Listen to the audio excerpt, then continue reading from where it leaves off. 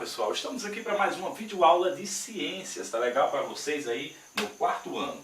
Meus queridos, a gente vai estar agora falando sobre os fungos. Agora há pouquinho estivemos falando nessa última aula sobre as bactérias e agora a gente vai querer falar para você sobre os fungos, que também são seres microscópicos. Microscópicos por quê? Porque os fungos, eles também não podem ser vistos a olho nu. É claro que existem aqueles que podem, mas assim, eles não podem ser vistos a olho nu, porque são seres unicelulares. Veja bem, os fungos são seres vivos encontrados no ambiente úmido e com alimento disponível. Alguns fungos são formados por várias células e esses sim podem ser observados a olho nu, como os cogumelos e as orelhas de pau. Tá legal? Veja bem, esses aí podem ser vistos a olho nu porque são seres até têm um tamanho considerável. Você pode ver facilmente no ambiente. Ele se desenvolve geralmente onde há umidade. Umidade é um lugar onde há abundância de água, tá? Bem molhado, frio. E outra coisa, abundância de alimento, ou seja, matéria orgânica ou, no caso, por exemplo, humus. Humus, você sabe, restos de plantas e animais em decomposição no solo. Então isso aí é um lugar propício para o desenvolvimento de alguns tipos de fungo. Também madeira apodrecida e úmida, que também permite o desenvolvimento do orelha de pau, que é um fungo específico de madeira, tá legal? Veja bem, no livro de vocês, na página 188, existe aí as fotos que podem mostrar isso que estamos falando. Mas a gente também vai falar aqui um pouquinho para vocês sobre alguns fungos, como as leveduras, tá legal? Aí você diz assim, mas leveduras? O que é leveduras? Veja bem, é um tipo específico de fungo que ele faz a massa, por exemplo, de pães, tornar-se maior e mais inchada, tá? Fica fofa, só para você saber. E permite que o pão aumente de volume, tá legal? Fique fofinho. Assim, ele pode ser consumido pelo ser humano uma vez que está aplicado nas massas, tá bom? E alguns produtos que são não é só nas massas também. Por exemplo, existe a levedura que inclusive para cerveja, para alguns tipos de refrigerante, tá? E elas fazem bem, por exemplo, para iogurtes, enfim, alguns tipos de leveduras são adicionadas ao processo de algumas substâncias que, por exemplo, de alguns alimentos que podem ser consumidos por todos nós. Aí diz assim, alguns fungos como leveduras são formados apenas por uma célula e só podem ser observados com o auxílio de um microscópio, como eu falei para você. Por exemplo, uma grande parte pode ser visto porque tem um tamanho e uma estrutura bem maior. E eles são compostos por várias células. Mas há aqueles que são formados por uma única célula e dessa forma eles não podem ser vistos, digamos assim, a olho nu ou a olho natural, sem o auxílio de microscópicos, que é esse aparelho que amplia as imagens a ponto de você ver aquilo que não está visível aos olhos. Aí diz aí, os fungos também participam da decomposição da matéria orgânica. Só para você ver, é possível você ver às vezes no ambiente, só para você saber, por exemplo, às vezes cai uma fruta no chão. Você já pensou se não existissem os fungos para auxiliar na decomposição? Ela ficaria ali por muitos tempos apodrecida ali, talvez cheirando mal, exalando odor muito forte e também talvez contaminando, tá, o ambiente.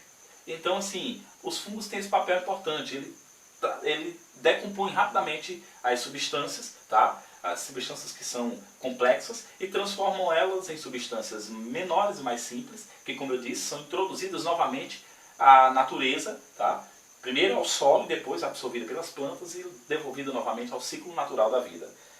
Sim, a emajolada apresenta também um exemplo comum de fungo decompositor, que no caso é o bolor. O bolor é um fungo interessante. Às vezes você pode dizer assim, mas aonde ele está presente? Veja bem, às vezes nas paredes onde o reboco está prejudicado, tem umidade, geralmente se forma um tipo de fungo que faz o reboco da parede inchar e daqui a pouco ele se desmancha todinho.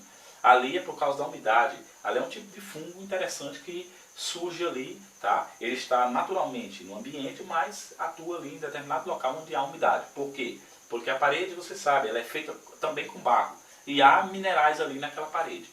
Então, assim, ela tem excesso de alimento e umidade, automaticamente vai desenvolver o fungo. E no caso, o bolor, em particular, ele também atua na decomposição dos alimentos, tá? Que cai no ambiente, por exemplo, restos de plantas e animais mortos, mas principalmente também nas frutas, quando elas caem debaixo dos pés. Então assim, o bolor atua na decomposição dessas substâncias. Aí veja bem, além de sua importância ambiental, alguns fungos são utilizados pelo ser humano na fabricação de combustível, de medicamentos e alimentos como pães, vinhos e queijos. O etanol, por exemplo, é utilizado como um combustível, tá? Só para você saber, produzido pela fermentação da cana-de-açúcar. Processo realizado pela levedura, tá? Saccharomyces cerevisiae.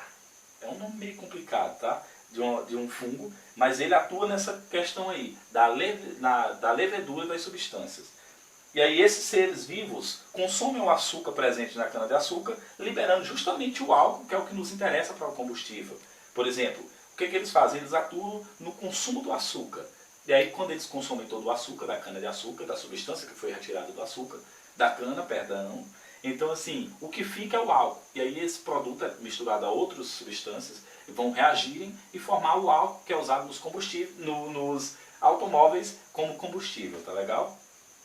Veja bem, na produção de queijo, como por exemplo o gorgonzola, que é um dos queijos bem conhecido, bem popular. Veja bem, é utilizado o fungo Penicillium roquefort, que foi, digamos assim, é o responsável pela coloração azul, tá? Meio que esverdeada, do queijo. E pelo sabor característico desse tipo de queijo aí, tá legal?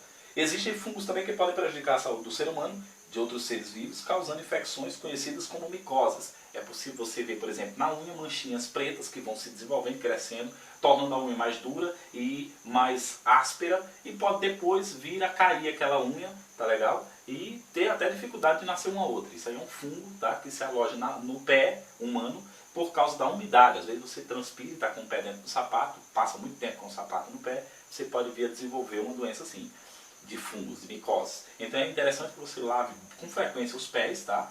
Muito bem lavados, para não vir a desenvolver micose. Outra coisa interessante, a descoberta da penicilina, tá legal? Veja bem, um cientista estava fazendo um estudo com bactérias, se liga, a gente viu isso no começo do assunto. Estava estudando bactérias dentro de um tubo de ensaio, tá legal? Com aquela mesma substância que eu falei para você, que é a cultura, tá legal? Que tem, digamos assim, ali nutrientes que são necessários para o desenvolvimento de fungos e bactérias. E outros micro-organismos também. Aí o que acontece? Ele estava estudando bactérias, só que ele esqueceu a tampinha da cultura aberta, da vasilha onde estava a cultura, com as bactérias. E proliferaram ali fungos. E ele observou que, uma vez que os fungos se desenvolveram, onde estava o fungo não crescia bactérias, não gerava, as colônias de bactérias que tinha, todas morreram. Então ele começou a estudar aquilo ali e descobriu uma substância que os fungos produzem que exterminam as bactérias. Então, por meio dessa substância, foi descoberta a penicilina, que é uma substância que atua no combate das bactérias. E aí os primeiros antibióticos foram criados, tá legal? E trouxeram muitos benefícios a toda a humanidade e também até mesmo os animais, tá? De forma geral. Porque é a substância mais eficiente no combate a bactérias. Só lembrando que os fungos, eles se desenvolveram naquela substância e geraram essa substância que eles produzem, tá legal? Mediante a atuação das bactérias no combate a esses fungos. E aí eles venceram as bactérias, as colônias de bactérias, e subjugaram todas as bactérias, levando o cientista a perceber que ali aquela substância que ele produzia exterminava bactérias. Queridos, mais uma vez chegamos ao final de mais uma videoaula. Na próxima videoaula a gente vai estar falando sobre os protozoários. Então assim, um abraço para você e até a próxima videoaula.